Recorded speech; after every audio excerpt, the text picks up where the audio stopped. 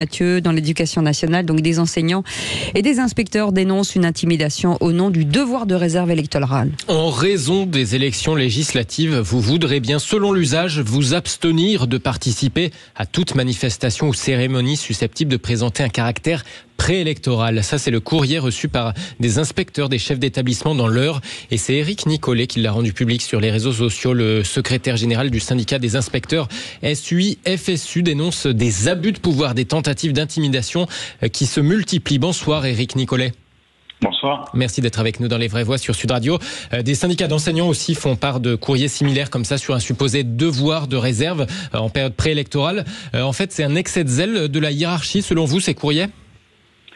Oui, c'est un excès de zèle parce que justement ce devoir de réserve, il n'existe pas dans les textes. Ce qui existe et qui est appliqué tout au long de l'année et dans le cadre de nos fonctions, c'est l'obligation de neutralité.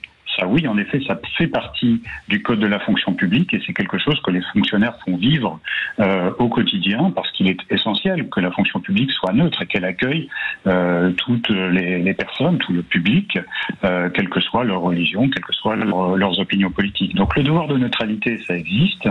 Par contre, le devoir de réserve, ce n'est pas cadré. C'est, comment dire, un usage républicain, une tradition qui nous permet en effet d'être prudents, nous demande d'être prudents pendant les périodes électorales, encore plus prudents que d'habitude, pour avoir une parole mesurée.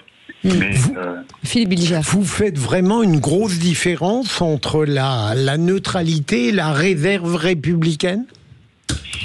Oui, c'est très différent parce que là, ce qu'on nous demande, c'est de ne pas participer à des manifestations, c'est-à-dire de nous empêcher de participer à des manifestations dans le cadre de nos fonctions, parce qu'il y aurait un risque que nous pourrions y prononcer des paroles qui pourraient être partisanes.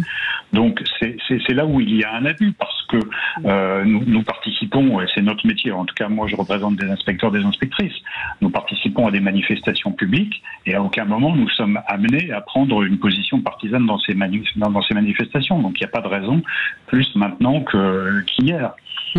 Et surtout ce que semble dire le texte, ce qu'il y a un petit peu en filigrane, c'est qu'il nous interdirait de participer à toute manifestation.